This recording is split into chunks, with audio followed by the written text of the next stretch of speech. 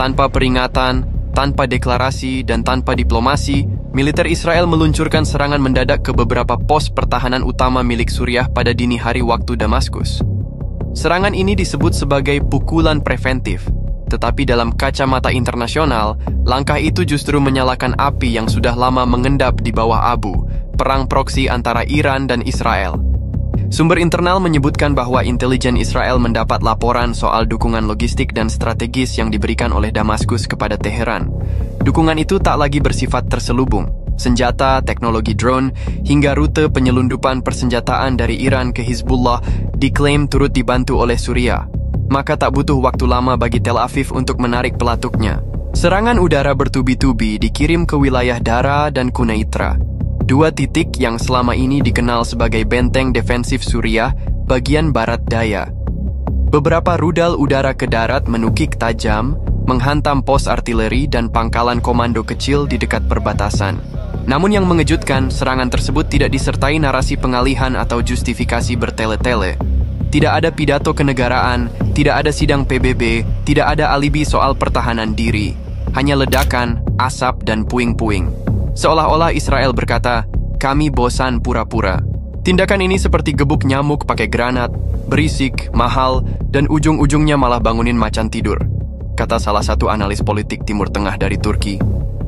Reaksi cepat pun menyusul, bukan dari Iran, bukan dari Hizbullah, tapi dari Suriah itu sendiri. Negara yang selama ini dicap lemah karena perang saudara, ternyata masih menyimpan satu kartu as yang belum pernah dikeluarkan ke meja. Rudal balistik strategis berkode Saiton. Langkah Israel ternyata bukanlah pukulan telak, melainkan bel pintu neraka. Dan ketika pintu itu dibuka, bahkan Iron Dome pun hanya bisa menghela napas dan bilang, gue off dulu ya. Di tengah euforia kemenangan satu malam, Israel lupa satu hal mendasar. Kalau lu nendang sarang lebah, pastikan lu bukan orang yang alergi sengatan. Serangan mereka mungkin berhasil menghancurkan beberapa titik milik Suriah, tetapi balasannya datang lebih cepat dari waktu check-out hotel. Rudal Saiton tak cuma menghantam balik, tapi mengubah peta ancaman di kawasan. Apa yang semula dianggap serangan terkendali, kini berubah menjadi bumerang nuklir dalam bentuk rudal darat ke darat. Dan disinilah babak baru dimulai. Api sudah menyala, tapi belum ada yang tahu siapa yang akan terbakar lebih dulu, penyerang atau yang diserang. Pemerintah Suriah resmi mengonfirmasi bahwa mereka telah meluncurkan sejumlah rudal balistik strategis berkode Saiton sebagai respons langsung atas serangan Israel terhadap pos militernya.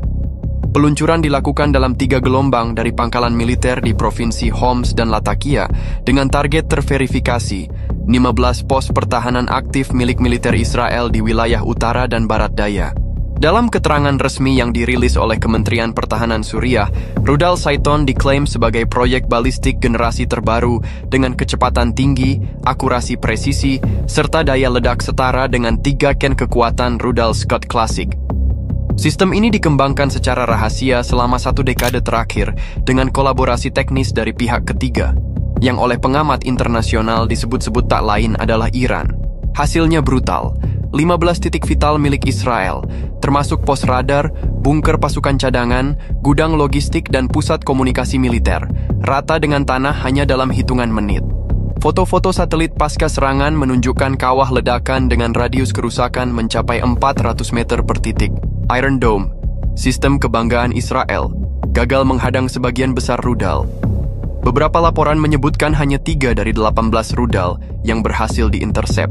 Sisanya menghantam langsung tanpa perlawanan berarti. Iron Dome ini kayak wifi di kafe murah, kadang nyala, kadang enggak. Sayangnya pas dibutuhin dia malah reconnecting, ujar analis pertahanan independen dengan nada sinis. Pemerintah Israel hingga saat ini belum memberikan angka resmi, namun sejumlah laporan medis dan militer memperkirakan korban jiwa mencapai 800 orang, mayoritas berasal dari kalangan militer yang tengah berjaga di pos-pos tersebut. Selain korban tewas, ribuan lainnya mengalami luka bakar, trauma ledakan, serta kerusakan psikologis akibat serangan mendadak berskala besar. Kami belum pernah melihat ledakan sebesar ini sejak Perang 2006, ujar seorang petugas penyelamat yang diwawancarai media lokal Israel. Kalau biasanya kami evakuasi korban, sekarang kami cuma bisa cari potongan seragam. Serangan rudal ini tidak hanya memukul secara militer, tapi juga mental. Warga sipil di kota-kota terdekat mulai mengungsi massal. Alarm peringatan berbunyi tiada henti. Pasar saham Tel Aviv anjlok. Dan untuk pertama kalinya dalam satu dekade, ruang Kabinet Keamanan Nasional Israel disebut penuh dengan wajah-wajah pucat dan tangan gemetar. Suriah di sisi lain menyatakan bahwa ini bukan deklarasi perang, tapi pelajaran untuk tidak bermain api di dapur orang lain. Dan kalau Saiton adalah pelajaran pertama, maka dunia kini bertanya-tanya, pelajaran kedua bakal pakai apa? Neraka mobile? Setelah rudal-rudal Saiton menghantam 15 titik pertahanan Israel, realitas yang tersisa hanyalah kepanikan, reruntuhan, dan statistik kematian yang mencengangkan. Sekitar 8.000 korban jiwa dipastikan tewas dalam serangan balasan tersebut, menjadikannya serangan paling mematikan terhadap Israel sejak negara itu berdiri. Laporan sementara dari Kementerian Kesehatan Israel menyebut mayoritas korban merupakan anggota militer aktif yang tengah berjaga di pos radar, markas logistik, dan pusat pengendalian drone. Banyak dari mereka tidak sempat berlindung, mengingat rudal Saiton menempuh jarak lintas perbatasan hanya dalam waktu kurang dari 4 menit. Kami tidak menyangka rudal sebesar itu bisa menembus pertahanan kami. Iron Dome kami pikir dia sedang istirahat cuti, ujar salah satu pejabat militer dengan suara getir. Tim SAR dan relawan yang menyisir lokasi mengaku kesulitan mengevakuasi korban karena luasnya area kehancuran. Banyak mayat ditemukan dalam kondisi hangus, sebagian lainnya tercerai-berai akibat ledakan primer dan sekunder. Kami bukan evakuasi manusia, kami menyusun teka-teki tubuh, kata salah satu paramedis dengan suara tercekat. Rumah sakit utama di wilayah selatan Israel mengalami overload total. Korban luka berat harus dikirim ke rumah sakit lapangan darurat, termasuk yang didirikan di tempat parkir stadion olahraga dan pusat perbelanjaan yang ditutup sementara. Iron Dome, sistem pertahanan anti-rudal yang selama ini dibanggakan dan dijual ke luar negeri sebagai simbol keunggulan militer Israel, kini menghadapi krisis eksistensial. Dari 18 rudal Saiton yang ditembakkan, hanya 3 yang berhasil diintersep. Sisanya melenggang masuk seperti tamu undangan. Dengan tingkat keberhasilan segini, Iron Dome bukan lagi perisai, tapi lebih mirip jaring nyamuk bolong, sindir seorang pengamat militer Eropa. Tak hanya infrastruktur militer yang luluh lantak, tapi kepercayaan rakyat Israel terhadap pemerintah dan militernya pun ikut roboh. Di beberapa kota, warga turun ke jalan menyuarakan kemarahan, bukan kepada Suriah, melainkan kepada para petinggi keamanan yang dianggap terlalu sibuk selfie sama F-35, tapi lupa isi rudalnya. Mereka janji perlindungan, yang datang malah penghancuran. Katanya dome kok bocor semua. Ujar seorang pengunjuk rasa dengan poster satir bertuliskan, "Welcome to Sodom, courtesy of Saiton." Dampak psikologis dari tragedi ini juga menyebar luas. Ribuan anak-anak mengalami trauma ledakan, warga sipil mulai mengungsi ke utara, dan sistem pendidikan dihentikan sementara. Bahkan kabinet pemerintahan Israel disebut tengah mengalami tekanan internal besar dengan beberapa menteri pertahanan disebut-sebut mengajukan pengunduran diri. Situasi ini memperlihatkan betapa cepat dominasi bisa runtuh hanya dalam satu malam. Israel yang selama ini dikenal dengan supremasi teknologinya, kini harus merasakan jadi korban dari sesuatu yang bahkan belum muncul di headline besar media barat, rudal Saiton. Ketika rudal Saiton menghantam 15 pos militer Israel dan mengubur sekitar 8.000 personel bersenjata, getarannya terasa jauh melampaui gurun dan perbatasan. Di satu sisi dunia, hening, mata merah, dan jari-jari yang sibuk menunjuk siapa yang salah. Di sisi lain, senyuman samar, diam yang penuh makna, dan kalimat singkat. Akhirnya. Negara-negara Timur Tengah seperti Iran, Suriah, Irak, dan Yaman memberi dukungan simbolis terhadap tindakan balasan Damaskus. Tak ada yang terang-terangan mengangkat bendera kemenangan, tapi atmosfer perayaan terasa di udara. Ini bukan soal Suriah, ini tentang harga diri kawasan, ujar seorang analis politik di Beirut. Untuk pertama kalinya dalam waktu lama, Israel tidak memegang kartu terakhir.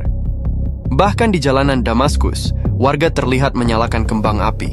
Bukan karena perang, tapi karena untuk pertama kalinya, mereka melihat negaranya membalas, dan bukan sekadar menahan.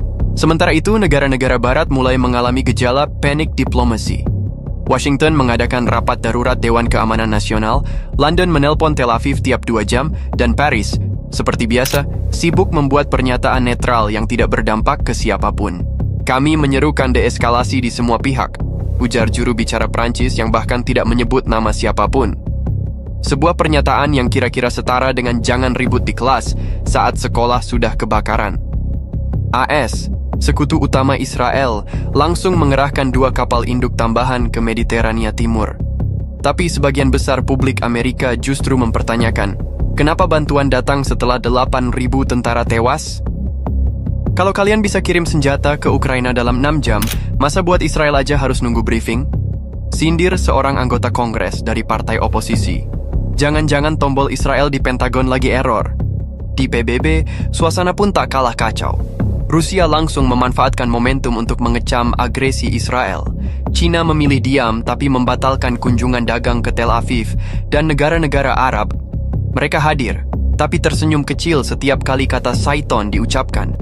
Senjata itu namanya Saiton, itu bukan rudal, itu marketing genius, ujar seorang duta besar Afrika Utara sambil tertawa. Barat sibuk bangun bunker, Suriah malah bangun branding. Muncul pula kekhawatiran bahwa serangan ini bisa memicu rantai reaksi yang lebih luas. Hizbullah dikabarkan mulai menggerakkan pasukan cadangan, sementara Hamas memberi pernyataan pujian kepada Suriah. Iran belum turun langsung, tapi sinyal dukungan teknologis atas rudal Saiton makin jelas, dan itu cukup membuat NATO gelisah. Di sisi lain, opini publik global mulai terbelah.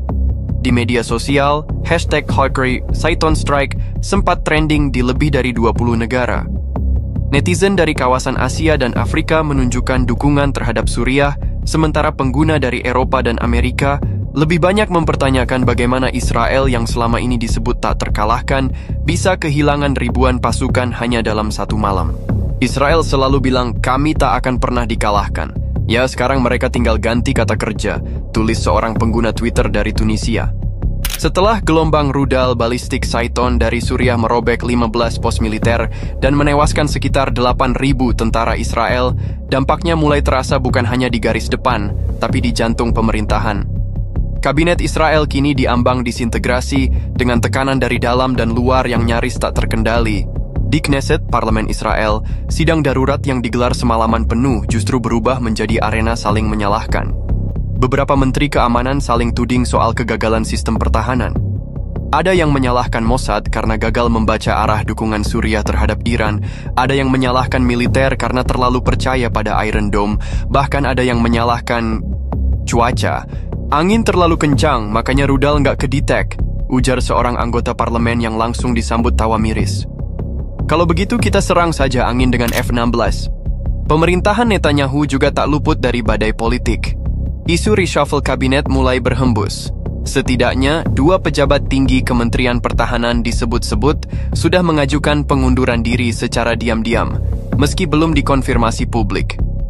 Sementara itu, PM Netanyahu sendiri terlihat menghindari media, memicu spekulasi bahwa ia sedang menghadapi tekanan politik dan psikologis yang ekstrem.